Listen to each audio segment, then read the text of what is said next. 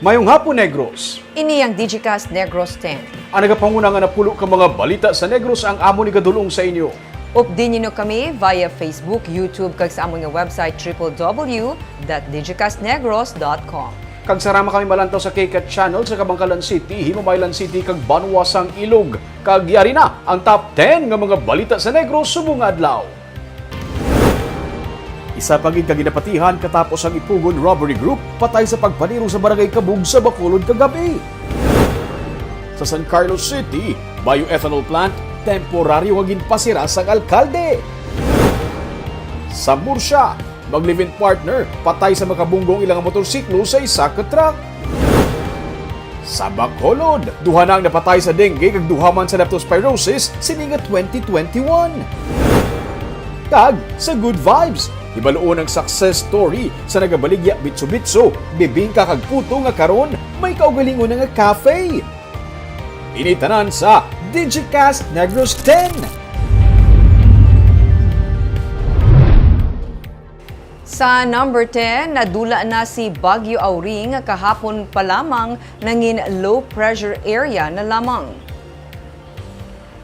Base sa latest weather advisory sa Pag-asa, bisan wala na sang low pressure area, maka-eksperyensya sa gihapon sa maulan nga panahon ang Northern Luzon bangod sang tail end of a frontal system. Apesar sini, makaaguman sang localized thunderstorms ang bahin sa Visayas nga mahimo sa gihapon makatugas ang flash flood kag landslides sa mga lugar nga may mabunok kag malawig nga pag-ulan. Light to moderate naman ang manginhuyop sang hangin sa kadagatan sa bug-os nga Visayas. Sa number 9, duha ka mga drug den sa Bacolod ang ginraid sa PDEA sa duha ka separado nga mga buy-bust operation. Ginakop ang ginaligar nagapadalagan sang drug den nga si Rigor Diaz, kaupod niya nga naaresto sanday Rona Rose Calabon, Jonathan Aguilion, Romeo Legaspi, Michael Melendez, Samuel Bautista, Nino Solitas kag Johan Harvin Delfin. Ginpatigayon sang PDEA Region 6 ang operation sa Purok Seriza 2 sa Barangay 27 sa Bacolod sang kahapon. Sunod sa PDEA may nakuha sila nga 12 grams nga sabu nga nagabalor sa masobra sa 80,000 pesos, drug paraphernalia kag drug bust money. Kaya isang kaagahon, masobra sa 70,000 pesos naman nga balor sa suspected shabu ang nakuha sa PDEA Negros Occidental sa buy-bust operation sa Barangay Banago. Ginakop ang inaligar nagapadalagan man sa drug den nga si Romeo Gain alias Nonoy, ang mag-amay nga sanday Romy, Ronnie kag Jupiter Valenzuela, kag mga magpakaisahanay nga sanday Marvic, Rico kag Raymart De La Torre. Pasakaan sila tanan sa kaso nga pagsupak sa RA 9165. Sa number 8 sa Banwasang Murcia, mag-live-in partner patay matapos makabunggo ang ginasakyan nga motorsiklo sa isa ka truck. Sa Bacolod naman, mag-live-in partner ang pilason matapos makabunggo sa jeep. Wala na matabangan pa sa ospital ang mag-live-in partner nga sanday Arnel Calalas kag Jessa Laranio matapos makabunggo sa nagapark nga truck ang ilang nga motor sang Domingo sang gabi sa Barangay Pandanon sa Banwasang Murcia. Ang ila anak nga menor de edad ang nag-angkon man sang kapilasan bangod sang pagbunggo. Sunod sa Murcia PNP, nagadalaga na motorsiklo kung sa diin sakay ang mag-live-in partner kag ila anak sa bahin sang dalan sa Hacienda Manuel Co. Sang sila ang makabunggo sa truck nga nagapark. Dead on arrival sa ospital ang mag-live-in partner samtang minor injuries lang ang naangkon sang ila nga anak. Gindetain man sa Murcia PNP ang driver sang truck nga nag-surrender sa kapulisan. Samtang kagabi, pilaso naman ang mag-live-in partner nga sanday Gilbert Pahayahay kag Charmaine Sumikad matapos makabunggo sa jeep sa dalom sa nga flyover sa Barangay Bata. Sunod sa traffic investigator, gikan sa flyover ang jeep kag sa pagpanaog ini ang gilayon nag-left turn sa unhan sa flyover nga hindi dapat pwede suno sa pulis. Sang pag-left turn, nabungguan ini sa motorsiklo sang mag-live-in partner. Sila ang gindala na sa ospital. Nag-angkon man sa minor injury ang isa ka menor de edad nga sakay sa jeep. Sa Barangay Bata kagabi, napilasan man ang nagamaneho sang SUV matapos makabunggo sa poste sa dalan at tubang sang Santa Clara Subdivision sa Bacolod. Naglain ang pamatsa gipasyag sang driver suno sa pulis amo nga nakabunggo ini sa poste sa kilid sang dalan. Siya ang gindalaman sa ospital. Sa number 7, pagkatalakayon sa Sanggunian Panglungsod sa Bacolod ang natabo nga pagpauntat sa Office of the Building Official sa gina-construct na cell site sa Barangay Eli sa nagligad nga semana bangod sa ang kakulang sa permit. Suno kay Vice Mayor Elcide Familiaran, bisan mayara na sang Joint Memorandum Circular nga nagapahanugot sa pagtukod sang Shared Passive Telecommunications Tower Infrastructure. Luyag sa gihapon sang SP nga masiguro nga nasunod sang telco ang tanan nga requirements sa pagpatukod sang cell site tower sini sa Purok Himaya sa Barangay Alihis. Sa Pebrero 16, ginpapanaugan sang OBO sang first notice of violation ang telco matapos mahibaluan nga wala ini sang building permit. Ini matapos kag ginreklamo man sa mga pumuluyo sa lugar ang construction ng cell site kag ginpalangat man ang issue sa SP. Ginpamalabagan naman sa mga pumuluyo ang pagtukod ng cell site sa ilang lugar bangod sa ginaaligar nga wala sa natabo nga public consultation sa ilang mga residente kag pagkahangawa man sa epekto ng cell site sa ilang ikaayong lawas. Ginpahayag ni Familiaran nga ilan ay pamatian ang sentimento sa mga residente kag pati man ang tagdumalahan sang telco agud maklaruhan sang madason nga tikang sang syudad. Basta may reklamo, you have to attend it. I-call gid consultation. Invite mo ng tanan ng parties para mag-explain. Kag-explain mo man ang joint circular. Oo, pwede ka gani iya. After that, kung daw para siyang blaga, amicable settlement ka. Kung wala gid ma-resolve, para ma-relieve ka sang imo responsibilidad, forward mo sang gunian. Kaya kami na tumaak. Sa number 6, border control sa Bulwangan sa San Carlos City ang ginbalik na sininga adlaw.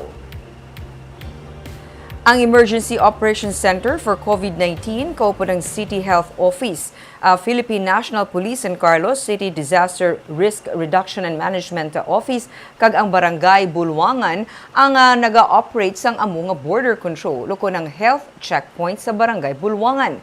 Ginbalik ang checkpoint kasunod sa direktiba gikan sa probinsya sa pagbalik sang amo nga border control. Sa pila ka bulan na nga ginbuksan sa syudad ang border sa Vallehermoso sa Negros Oriental. Damlag pa ginsiling ni Negros Occidental Governor Eugenio Jose Lacson nga padayon nga sirado ang border sa Negros Occidental kag iyan na nasugilanon si Mayor Renato Gustilo angot sa pagpatuman sang kasubo nga kasugtanan sa natalan nga pagbukas sang kabankalan sang border sini sa mga pumuluyo sang mabinay sa Negros Oriental kung sa diin may pila ka mga kondisyon nga pagasundon. Sa number 5, Bacolod Emergency Operations Center nagsugod na sa ilang daily vaccine update sa social media para mapahangop sa publiko ang importansya sa pagbabakuna kontra COVID-19. Ini para masabat man ang pila ka mga pamakutanon sa pumuluyo tuhoy sa bakuna. Ma-report si Marty Go. Nagsugod na kagabi ang daily vaccine update nga kabahin sang Public Information and Education Campaign sang Bacolod Emergency Operations Center para mahaylo ang publiko nga magpabakuna. Sa sulod sang 30 ka minutos, ginapamangkot ni Bacolod EOC Deputy for Medical Dr. Chris Sorongon ang ilabisita nga doktor sa mga masami nga palamangkotanon sa mga pumuluyo tuhoy sa bakuna. Nangin resource person ang infectious disease specialist nga si Dr. Romela Tiples Ruiz nga nagpaathag sang ginatawag nga side effects nga mabatyagan sang isa ka persona matapos nga mabakunahan. But silingon nga pag-inject sa imo, pwede nga makabatsyag ka sakit pagkatapos paghubag, no, kung kisa mapula, no, masakit maggiyos ang imo nga butkon, pwede ka hilanaton, magsakit ang imo ulo, pwede ka mag-chills, palanakit kalawasan, kasukasuhan, ginatawag ni siya nga reactogenic effects. But silingon nga pag-inject sa imo, ang imo lawas naga-react, no? Nagatuga ang imo nga lawas sang panguntra na nagasugod na nga mag-react. So ina siya nga mga epekto ang ginambal naton nga damo nga side effects, no? Transient lang na siya, temporary lang, hasta mga 3 ka adlaw. Kag pwede lang na iya nga mainom ka lang paracetamol. May pamangkot man kung kinahanglan pabala sa gihapon nga magsunod sang minimum health protocols ang isa ka persona nga nadapata na sang COVID-19 vaccine. Ang bakuna, isa lang na siya sa mga interventions naton. No? So ang minimum health standard protocols, sigiw na siya naton gihapon, no? Isa sa napamatud-an na nga ang bakuna, no, so far, no, sa mga nasudyuhan na nila sa mga datos nga hindi man gid siya siling tanan sila 100% gidang efficacy. So there may be a chance nga mainfektar kita. So amo na gihapon na kinahanglan ta gyapon magmask, no, face shield, mag hand washing kag mag-distancing. Ginpahayag man ni Dr. Tiples Ruiz kung anong ginatawag nga emergency use authorization nga isa lamang ka temporaryo nga pahanugot nga ginahatag sang Food and Drugs Authority para magamit na ang isa ka brand sang bakuna sa pungsod. Suno sa iya, kada brand sang bakuna ang may nagkalain-lain nga efficacy pero napamatud-an naman initanan nga makahatag sang immunity sa virus. There's a lot of deaths associated, no, with COVID. And taking the vaccine, even with just 50% efficacy, is already something to hold on to. But silingon, additional na siya naton na protection. Ang atong panumdumon, no vaccine is perfect, no? And no vaccine is 100% effective. Pareho na sang aton mga bakuna nga ginahatag sa kabataan, no, sa adults, like sa amon niya, gahatag kami sang influenza vaccine. Influenza vaccine is not 100% effective. It's like around 58, 60, no, percent effective, the least. But, you know, we see that ang aton nga mga elderly, no, they are being protected by the vaccine. Ang daily vaccine update ang ginaupdan man sa Philippine College of Physicians Negros Occidental Chapter kag Philippine Society of Microbiologists and Infectious Diseases Western Visayas Chapter. Sarang ini malantaw kada adlaw, lasay sang gabi sa official social media accounts ng Bacolod City Public Information Office. Martigo para sa Digicast Negros. Sa number 4, duha patay bangod sang leptospirosis kag duha man sa dengue sa Bacolod City. Karon nga masami nagaulan, Bacolod City Health Office ang nagapaandam batok sa mga masakit nga masami dala sa maulanon nga panahon. Kaso sang leptospirosis sa Bacolod ang nagsaka. Sa records ng City Health Office humalin Enero 1 tubtob Pebrero 13, 7 ang kaso sang leptospirosis, 2 sa 7 ang napatay. Sa records ng CHO sang 2020 sa kasubong nga tion, 3 lamang ka kaso ang na-record, wala sang napatay. Samtang dengue cases nga na-record ang 27 humalin sa Enero tubtob Pebrero 13. Sa 27, isa ka tuig nga bata ang napatay. Suno kay Dr. Grace Tan, ang pamuno sa Environmental Sanitation Division ng CHO, sa nagligad nga semana, may isa pagid ka 3 ka tuig nga bata ang napatay man tugas ang dengue kag wala pa ini malakip sa ginreport nga cut-off. Wala na nagauntat ang CHO sa pagpahanumdum sa pumuluyo nga likawan ang pag-ubog sa baha kag mangin matinlo sa palibot. Posible may kahangawa ang pumuluyo sa pagpa-check up bangod sang COVID-19. Suno kay Tan, mayara sang teleconsult kag labing ginahaylo ang pumuluyo nga hindi gid magduha-duha sa pagpa-check up kung nagahilanat kag nagalain ang pamatcha. Kabataan usually wala gana na tutukan gina naton. So give extra fluids and kung wala gid ka pa na og do kaluya gid pa check up na dahil. You can go for a teleconsult kag never hesitate gid kag tugid sa hospital or sa clinic kay check man na da siya kung ma-fit siya sa criteria for COVID. So COVID siya, pero there are always other disease entities nga dapat i-consider for that, like dengue, leptospirosis, do pila naman kabilog subong aton leptospirosis. Temporaryo sa gihapon nga sirado ang San Carlos Bioenergy Incorporated. Ginhinyo sang kumbuyahan na pagbalik kung tani isang operation sa among nga planta sa bunga adlaw o galing wala nagsugot si Mayor Renato Gustilo. Sa page sa San Carlos City, ginsiling sang alkalde nga tubtob nga indi sang SCBI madrain ang ilang nga pondo nga nagaunod sang ilang nga waste material. Ini sila pagtugutan nga makabalik operate. Nagawas ng ilang nga wastewater kag ini ang naglabot na sa baybayon sa syudad. May pondo ang kumbuyahan nga nagalapad sang 16 ka hektarya nga may 700 tubtob 1,000 cubic meter nga waste material sa kada adlaw. May pagsapol ang mga opisyalis ng SCBI sa alkalde sa bunga adlaw o galing as of press time, wala pa sa may makontak sa mga natungdan tuhoy sa mga pagsinapol. Temporary wagin shutdown sang SCBI sumugod sadtong Pebrero 19 sa mando ni Mayor Gustilo. Lakip na diri ang warning man sang alkalde sa kumbuyahan nga kung hindi mahatagan sang kalubaran ang environmental violations ini, iya nga iga-recommend sa Environmental Management Bureau ang pag-issue ng cease and desist order batok sa kumbuyahan. 2008 sa nag-operate ang SCBI. Ini ang first regenerative combined cycle power plant sa Asya nga nagagamit sang tubo nga nagaproduce sang 42 milyon ka litro sang bioethanol kada tuig kag 8 ka megawatts nga kuryente. Sa number 2, lalaki patay matapos ginluthang sa sulod sang vulcanizing shop. Patay ang 28 anyos nga si Dindo Villacorte matapos tiruhon sa makapila ka beses sang wala pa makilalaan nga persona sa barangay Lemery sa Banwa sang Calatrava.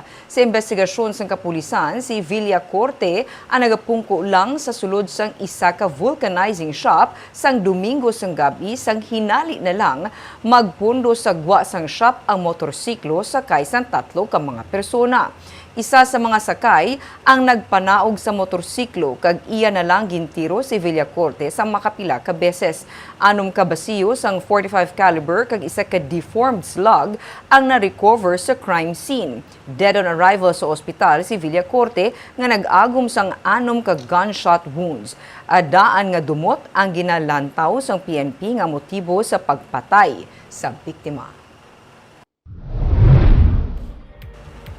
Kag sa numero 1 sa mga balita subunga adlaw, isa ka tricycle driver nga ginaaligar katapo sang Ipogon Robbery Group ang patay sa pagpaniro sa Barangay Kabug sa Bacolod City sa kagabi. Sa weekend, isa man kakatapo sa among robbery group ang ginpatay. Gani PNP nagapanawagan sa iban pagkakatapo sa among robbery group nga magsungka na sa otoridad. Ma-report si Marcian Muico. Patay na sang naabtan sang otoridad kagabi sa sulod sang iyabalay sa Barangay Kabug sa Bacolod ang tricycle driver nga si Eduardo Cataraha. Siya ang maigo sang bala sa nagkalain-lain nga bahin sa Ilawas. Siyam tanan kabalan recover sa crime scene. Sunod sa pulis, ang mga residente ang nakakita nga may 3 ka persona nga nagsulod sa balay sang biktima kag didto na nabatian ang pagnilupok. Sa karon, isa sa ginatan-aw nga anggulo sang PNP, amo ang aligasyon nga si Cataraha ang miyembro sang kilala nga Ipogon Robbery Group. Sunod kay BCPO Director Colonel Manuel Placido, silang nakabaton sang impormasyon nga kuno miyembro sang grupo ang ginpatay nga si Cataraha kag may nakaistar pa sa iya nga balay nga miyembro man sang Ipogon Group. Sabi nga ng nababaligid at nang nandiyan sa lugar na yan, may mga napasangkot, sinasabi. Bakit ko sa isa yan sa aming kinitingnan at hindi lang naman yan ang gusto kong magiging source ko na yung mga balibalita. Kung pwede, mas gusto kong makumpirma sa mas malalim na pag-imbestiga. There is something between the victim and the suspect. Isa lang suno kay Placido ang pagtudo sa biktima bilang miyembro sang Ipogon Group. Sa anggulo nga ila ginatan-aw kag ila paluyag nga padalman ang kaso. Ang Ipogon Robbery Group among ginatudlo nagsulod sa balay sang Belgian National sang Hunyo sang nagligad nga tuig kag nagpatay man sa tagiya sang balay. Sang nagligad lang nga Sabado, napatay ang 25 anyos nga si Ede Ipogon sa syudad sang Sipalay matapos ginaligar magbato sa kapulisan sang ginserbihan siya sang warrant of arrest. Suno sa direktor sang Negros Occidental PNP, Colonel Romy Palge, ang napatay nga si Ede Ipogon ang nagatindog nga bag-o nga leader sang grupo matapos madakpan ang ila sadto leader sang nagligad nga tuig. Siya ang may panawagan man sa iban pa nga mga members sang Ipogon, pati na sa iban pa nga organized crime group. I hope this will send a message sa kanila. Habang may oras pa sila, pwede na po silang sumuko. Kasi may mga warrant of arrest yan eh. Habang buhay pa sila, may pag-asa pa sila. So, kung gusto na talagang sumuko, may number naman tayo, may mga hotline tayo. Let us know para sa ganon na matulungan pa natin sila. Ginkumpirmar man sang NOCPO nga yara na sa ila watchlist sa karon ang mga iban pa nga members ng Ipogon Group kag ila man hibalon kun bala ang napatay nga Ipogon leader ang kabayan sa nagsulod kag nakapatay sa Belgian National sa Bacolod. Marcian Muico para sa DG Negros. Sa good vibes, gikan sa pagbaligya sang puto, bitso-bitso kag bibingka sa merkado sa Talisay City, isa ka negosyante karon ang may kaugalingon na nga cafe. Ang iyang nga success story sa report ni Romeo Subaldo. Pinaagi sa mga kakanin nga puto kag bibingka, nabuhi sang ilang nga mga ginikanan sa Day Angeli Cabrera o kung mas kilala nga Didi, kag ang napulo niya ka mga utod. Halos 50 na katuig ini nga negosyo sang ilang nga iloy. Gani napasa man ini sa ila. Diri sila sa merkado sang Talisay City nagapwesto. Ang bitso-bitso nga ginsuguran sang iyang utod, ang sang ulihi, iya pagid yang panamit.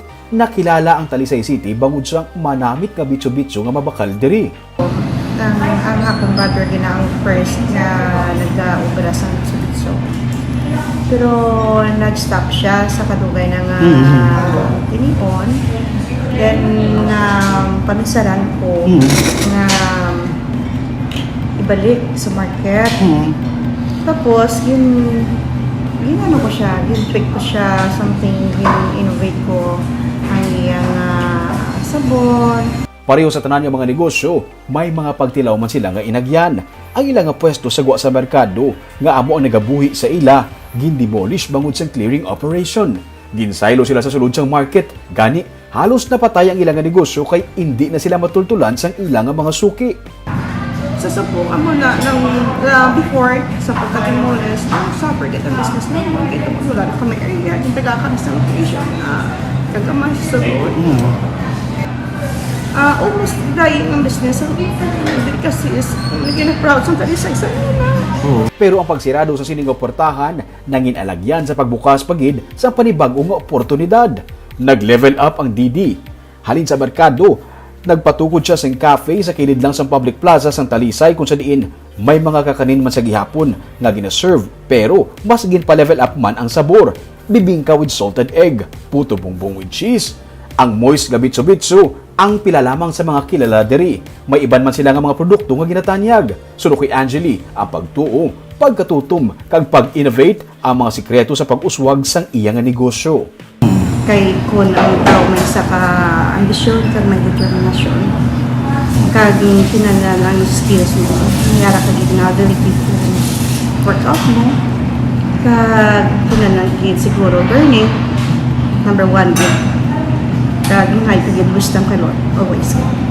Bungod sa nakuha niya nga abilidad sa pagluto sa iya nga iloy, karon amat-amat niya ini nga ginapasa sa iya nga anak para mapadayon Manila nga suguran ang legasiya sang ilang lola.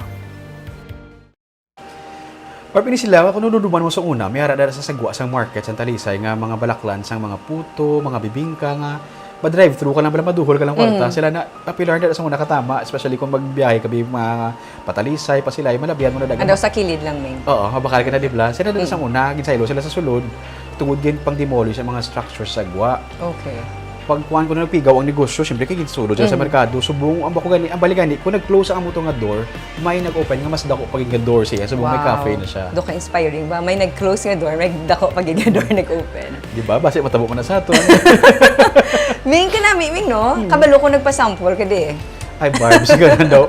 Tanan-tanan nga gitilawan, o ginatanan niya nga mga pagkaon. Inang, siyempre, damo, matika na tilawan, but nag-innovate siya eh. Wala siya na kontento lang sa kung ano lang simple nga bitso-bitso. May ginobra siya para may mo siya mas may moist na sulod, mas humok. Lain naman bala. Ginutihan niya gindi siya mismo pangamot sa pagnegosyo. Siguro mo ko ng sekreto ya nga. Siya mismo nag-innovate kag ginapursige nga maglain naman ang iyang produkto. Congratulations kay Ma'am, no? Kag inspiring to nga story, Roming. Para balik-balikan ko tayo, Barb, kay namin. Kag, amo yan ito mga balita sa Negros subong adlaw. Kay man sa panahon karon importante nga may ihibalo ka sa nagakatabo sa imo nga palibot. Pero dapat balanse kag eksakto ang mga impormasyon. Padayon kami nga magapangalagad sa Negrosanon. Ako si Barbara Mijares. Tubtob sa buwas ako naman si Romeo Subaldo. Mayong hapon.